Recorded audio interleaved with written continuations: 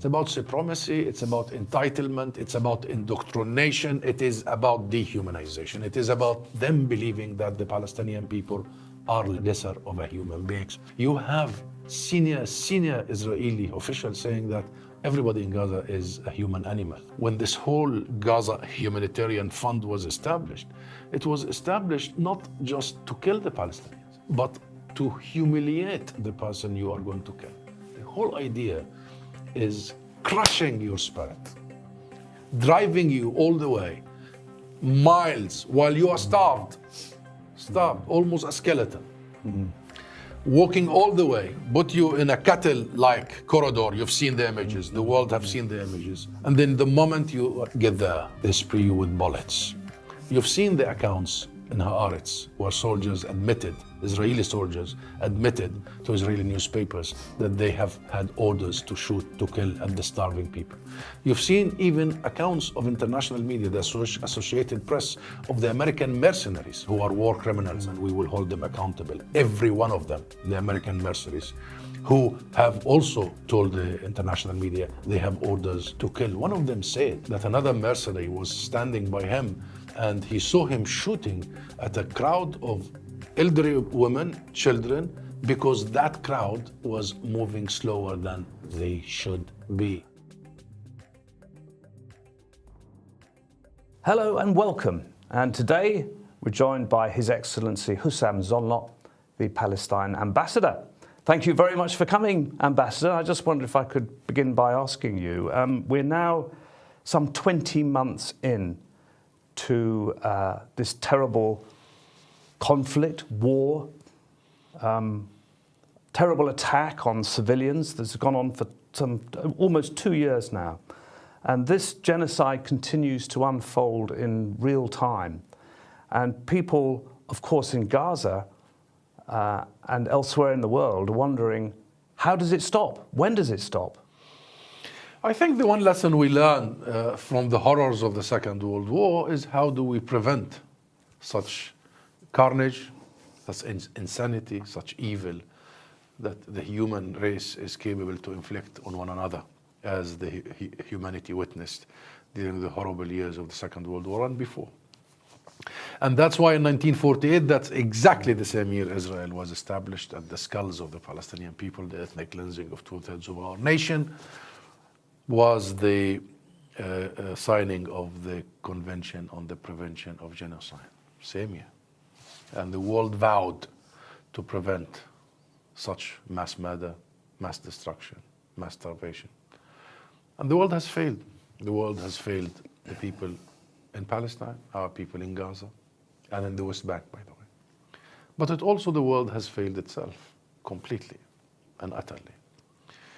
We know that in such situations, the world should have immediately intervened. Number one, to prevent it, not just to stop it.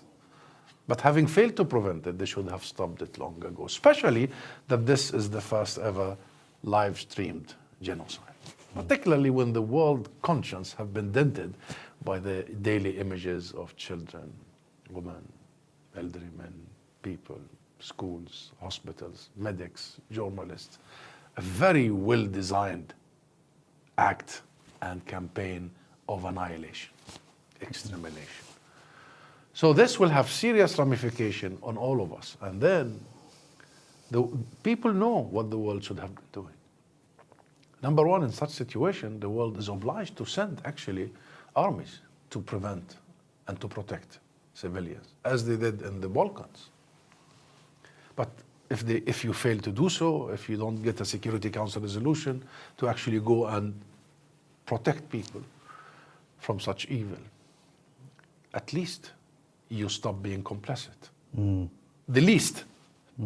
You don't help, aid genocide.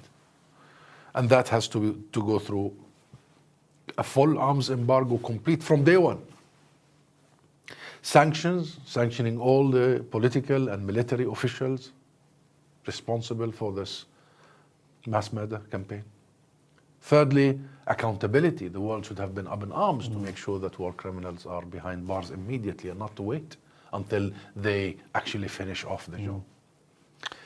But if the UN security fails, as it has, then surely it should go to the UN General Assembly. Yes. Uniting for Peace. You'll know that during the Korean War, the United Nations did dispatch the military. You'll know that during apartheid South Africa, the General Assembly, Uniting for Peace, called for economic and military sanctions.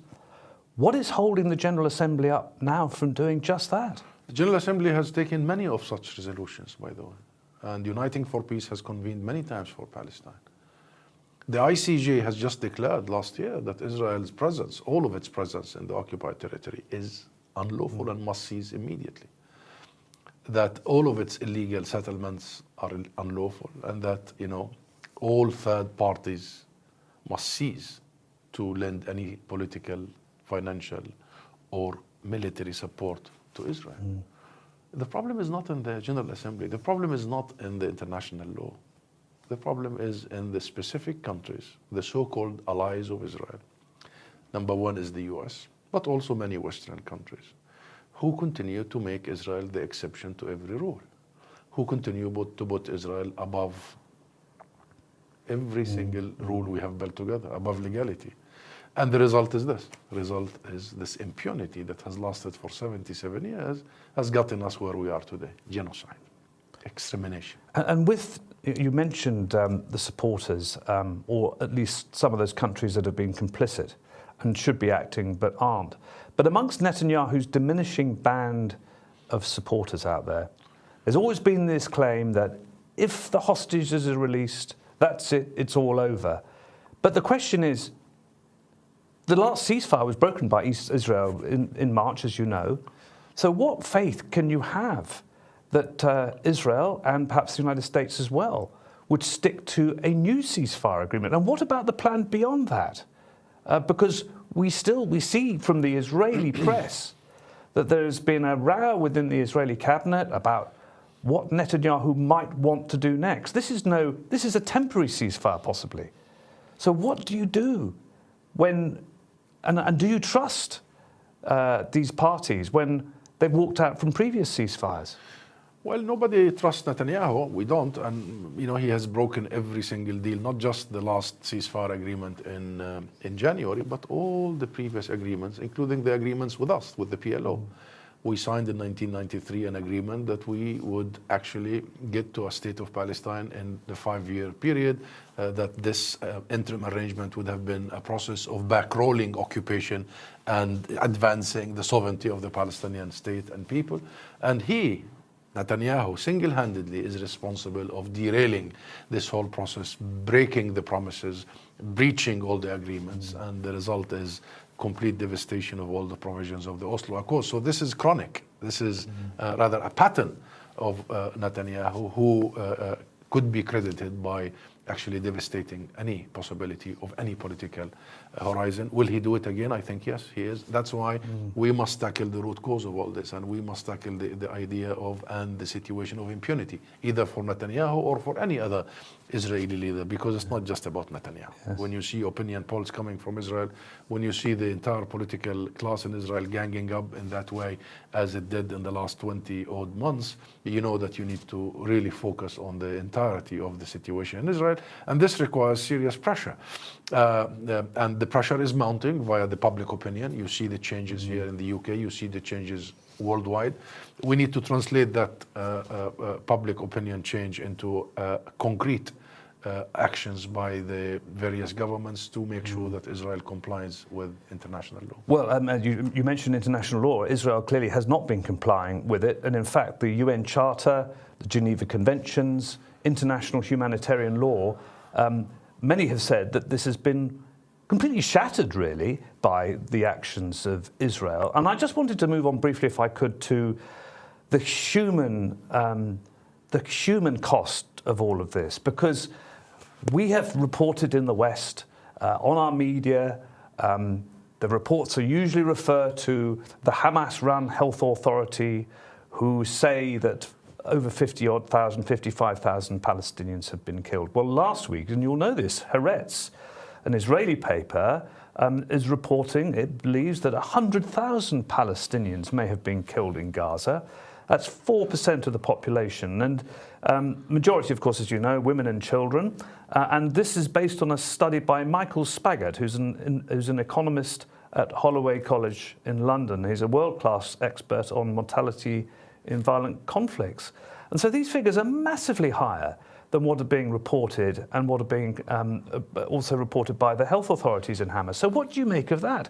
What I suppose the question is, Ambassador, is what is the world going to find when it finally gets into Gaza? Horror. And I dread the day that I would go back to Gaza, or the world will be able to access Gaza, and the media will take it up its responsibility seriously and report the situation from Gaza, what they will find. It's horror. So I don't think this report is far from the actual situation, the truth. I mean, we really still don't know how many people are still buried under tons of rubble. How many children are still buried there? I speak to many of my family members in Gaza, many of our friends and neighbors. And their biggest issue now is not that they have only, it's not only that they have lost loved ones. Their biggest issue is to bury their loved ones. I spoke to a man who broke my heart, who told me that I only need to find my child and bury him, because they're still not found. So there are many people who are still under the rubble. We don't know the numbers. And this is not just about the people who Israel killed directly by airstrikes and, shelling and sniping. You've seen the medical reports. Children are shot in the back of their head multiple times. But it's not that only. It's the people who died, who were killed by other means.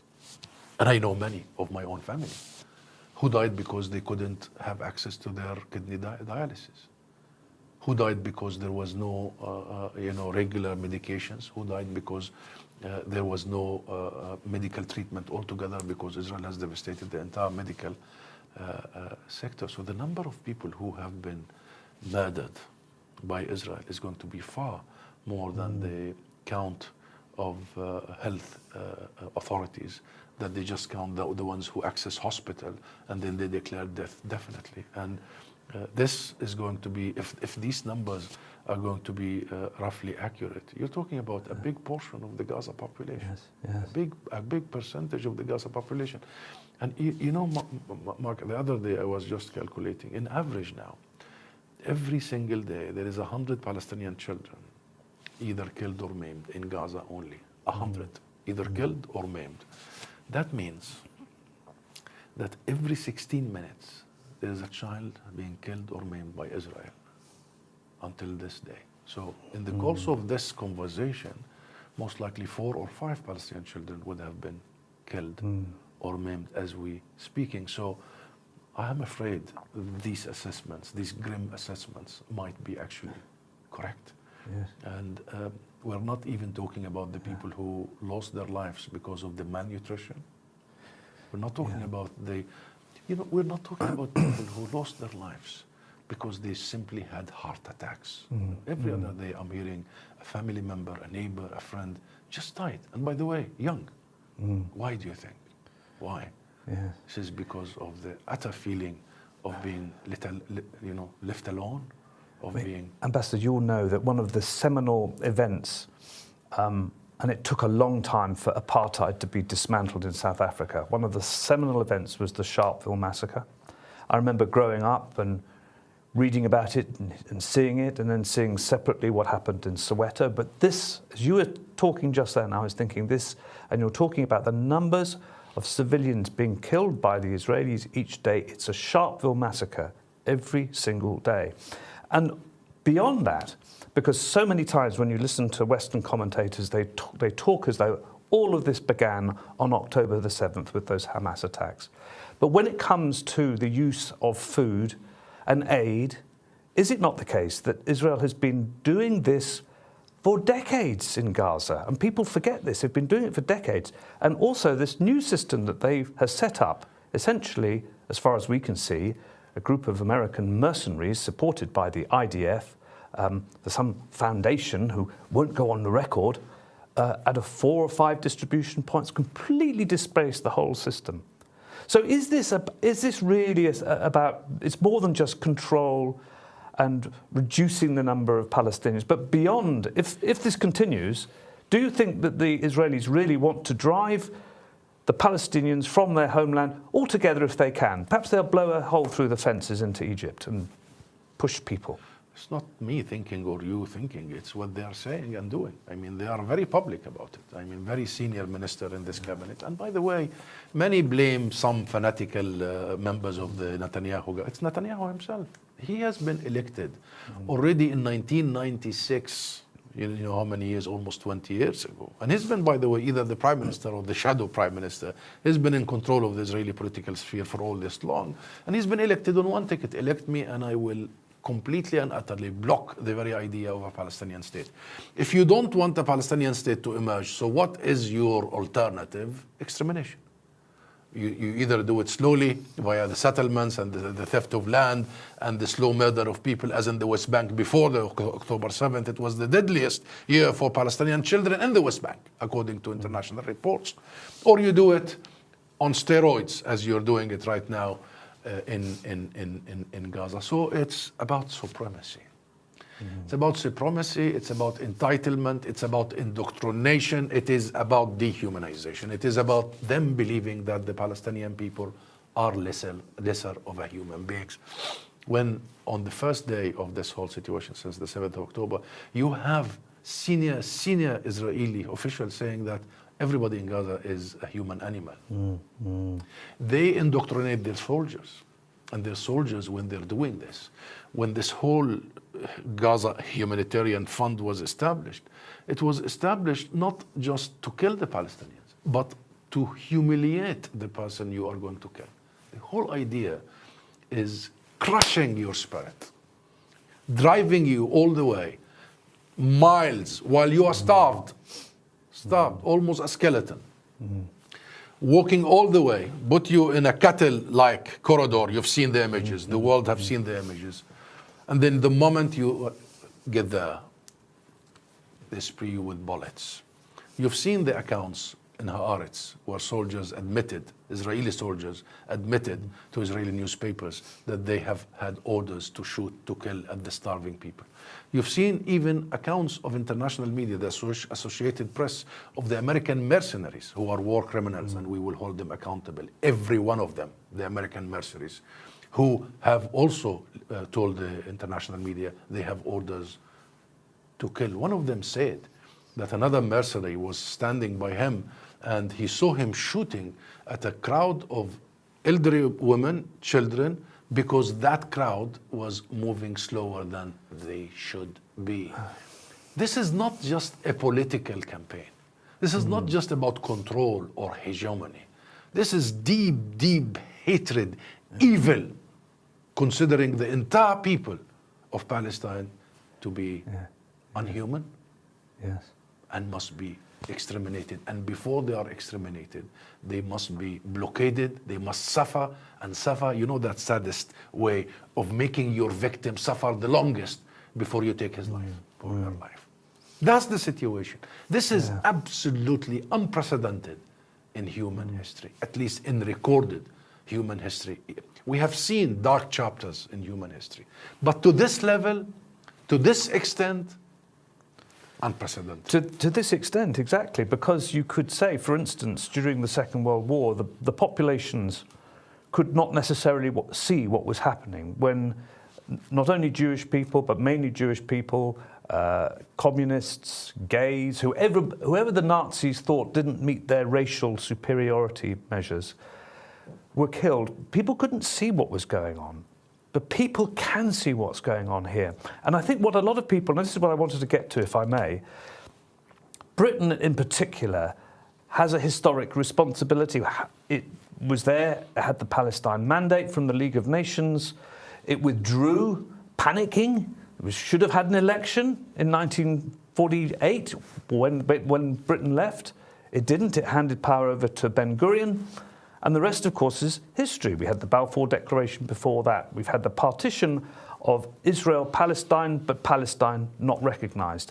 And I suppose, knowing that, British politicians must think, well, surely we have a historic responsibility to be speaking up for the Palestinians. We were supposed to back in the day, and we failed them.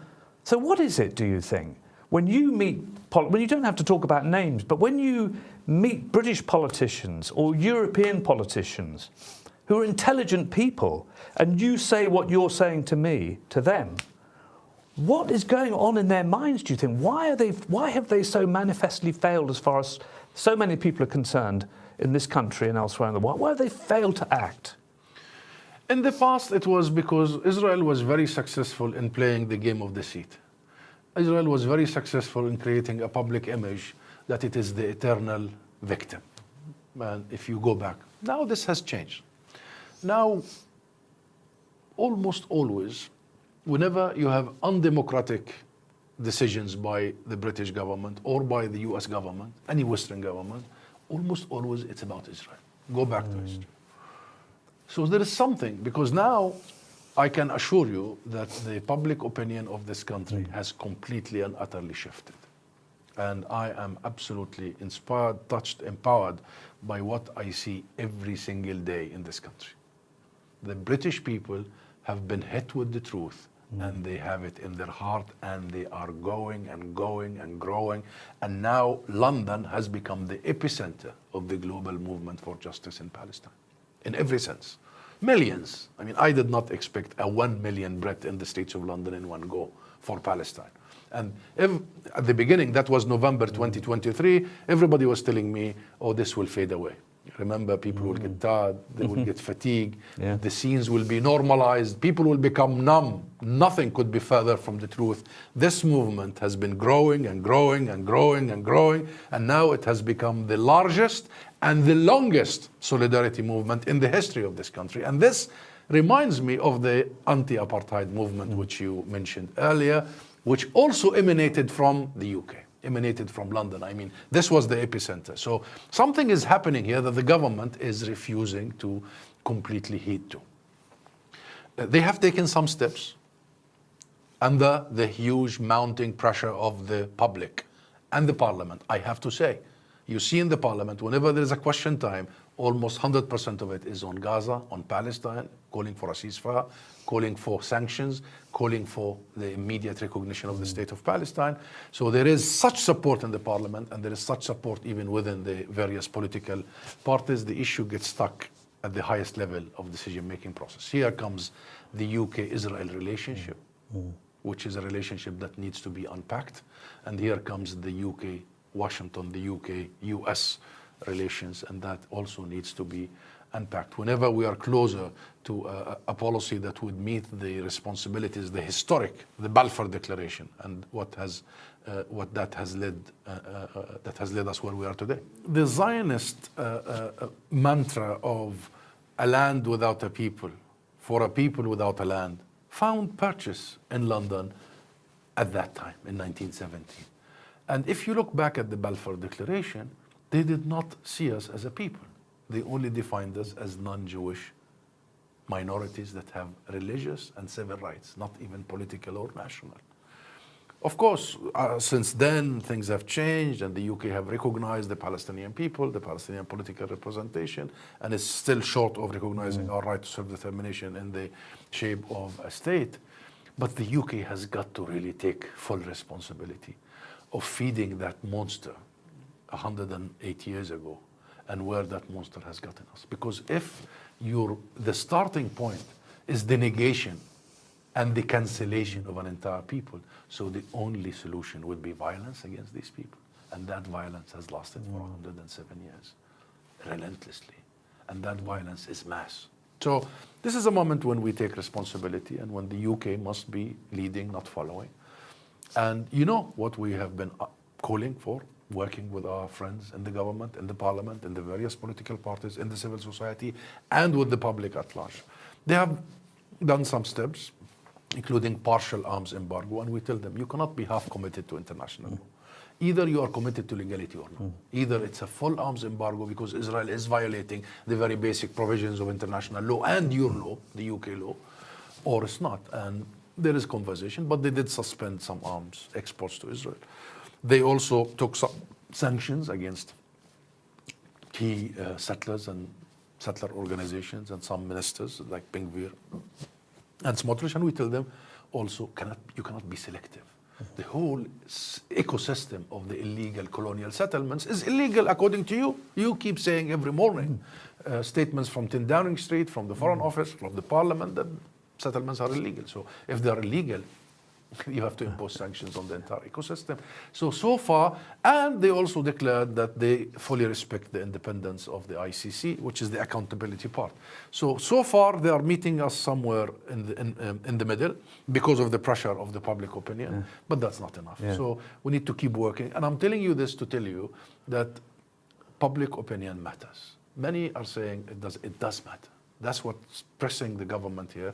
So, and I see no option but for the government in the end to heed and listen to its own people. Something reminds me again of the anti-apartheid movement. Remember, the Thatcher government, the Reagan administration was not really with the people for a long time until came a point, a critical mass, when they had to become part of this almost consensus among their own people. And this is absolutely happening here in the EU. It's happening in all spheres. And of course, the terrible irony, as you know, Excellency, is the British lawyers helped put together much of this international law in the first place. I mean, it's extraordinary.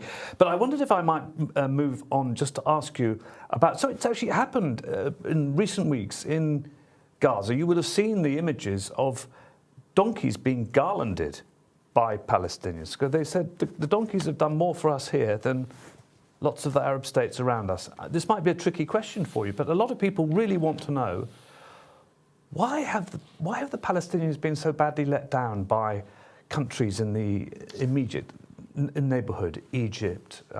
Maybe there are reasons for Jordan, but the Gulf states. I mean, here's another big question I just follow up with, which is that this President Trump, he likes gold, he likes palaces, he likes the Saudis. Why don't the Saudis pay? Why are they not saying to Donald Trump, end this, and we can have a much closer relationship and all the rest of it? What has been the problem with the Arab League? What has been the problem with the Arab brothers and sisters? They have not been as strong as many thought they could be. We believe the Saudis have been telling President Trump enough is enough. We believe they have been telling him time to end this carnage and time to move in the direction of peace and justice. We believe they asked him for an immediate recognition of the state of Palestine, and we know that. And they were about to convene a conference in New York, France and Saudi Arabia, as you may remember, to bring the world together for the recognition of the state of Palestine as a step, just a step towards a multilateral international conference to actually implement the international will and end the occupation and establish a state of Palestine. And you remember at that period, Israel has done the biggest political and diplomatic and narrative sabotage in modern history by the attacking Iran, and all that exchange that happened derailed the Saudi initiative and the French initiative. The Arab world, including Egypt, have been presenting an initiative after another, including an initiative for a ceasefire and an initiative for the humanitarian situation to be dealt with, and of course the reconstruction of Gaza. And you have heard about the Arab Summit in Cairo and all that happened. Of course, we need more support from the Arab world. And at a time when we're going through this genocide, when Israel has literally destroyed every single source of life, not just lives, but livelihoods, we need help. Of course we need help, and we'll be working with our Arab friends, Arab brothers and sisters. But remember, Mark, in the end, this is an Arab-Israeli conflict, not just a Palestinian-Israeli conflict. And yes, we have differences here and there, but in the last 22 months, Israel has attacked much of the region.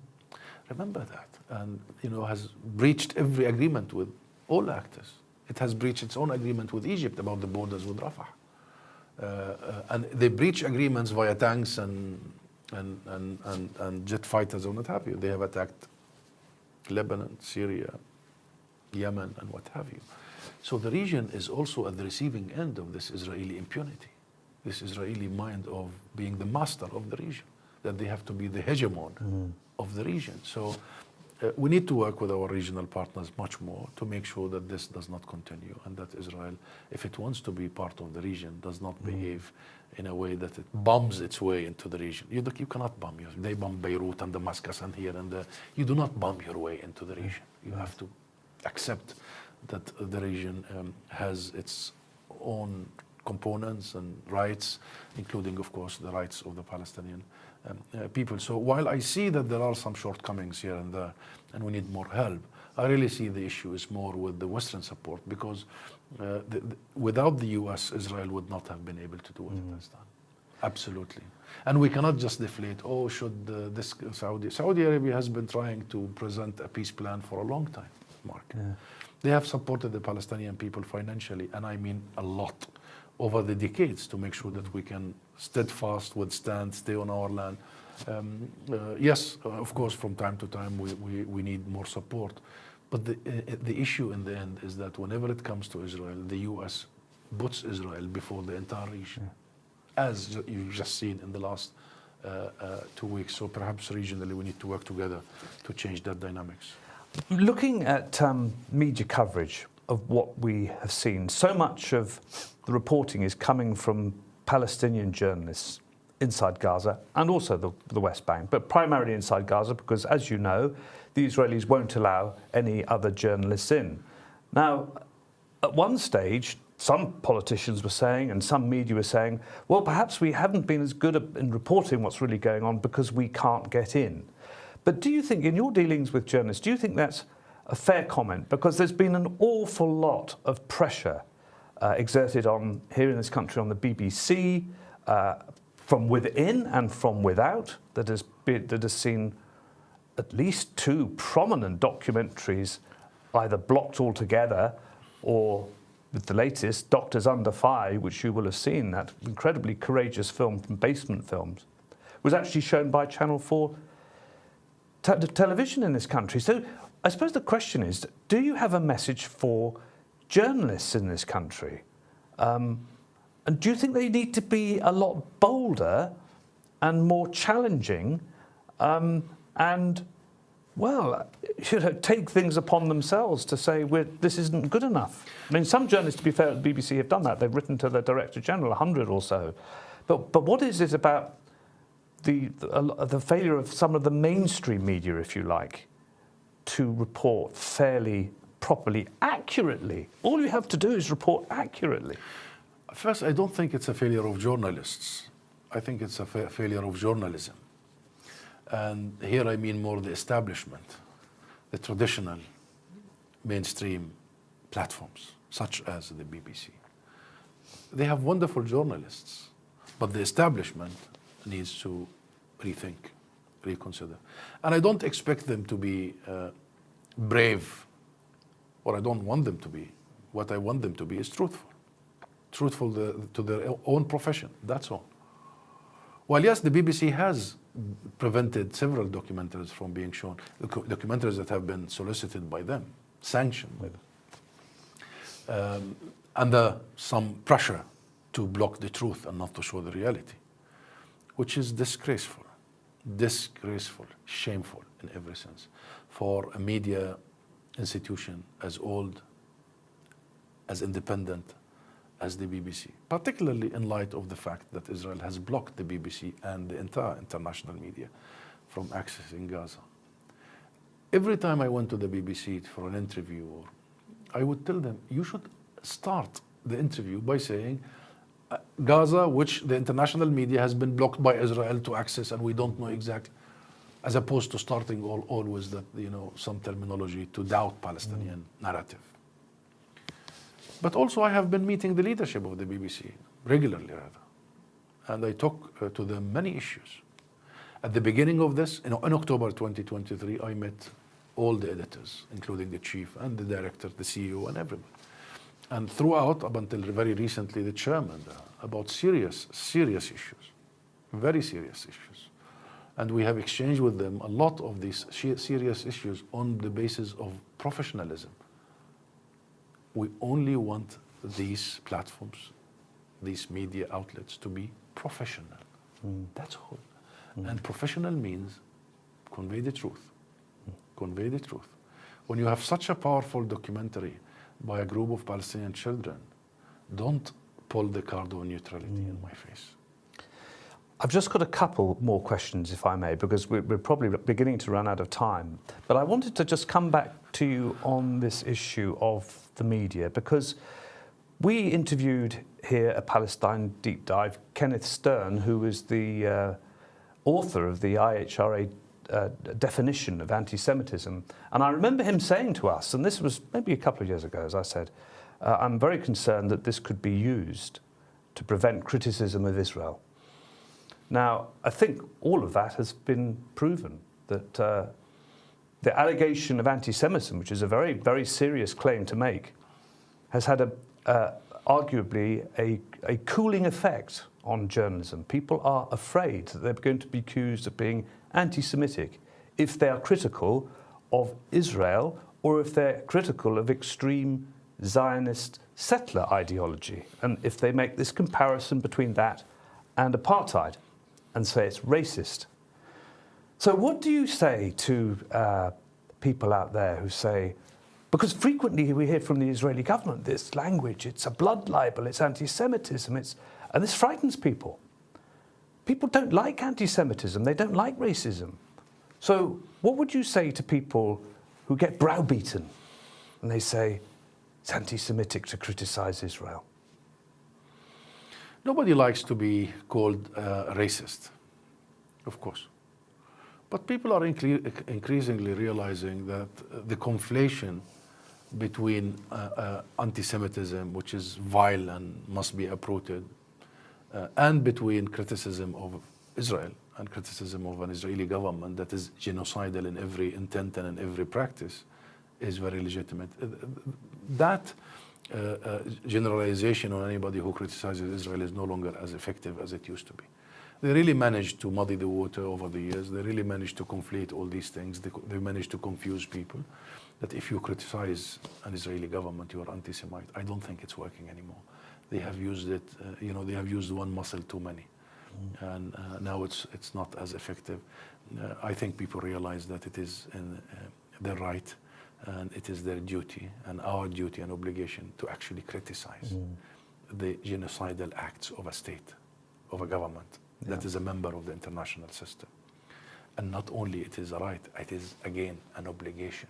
So they realize that. And for the cause of fighting anti-Semitism, this does not help. It doesn't help. We must completely and utterly separate between those who hate any people for the sake of them being Muslims, Jews, Islamophobia also is there. And we must all, as Muslims and Jewish and Jews and Christians, we must all fight this because all of us are victims of this. But we must draw such an ironclad, complete separation between that, the hate for identity and religion and color and creed, and because how tall you are or how short you are, we must fight that, and between the policies of a state. And I think that separation is happening, that distinction is happening, and it's happening as a mass scale. That threat, that intimidation over the heads of people is less now. People realize, don't enough. Yeah. And I meet many of them. Don't pull that card. It's not going to work. It's not going to work.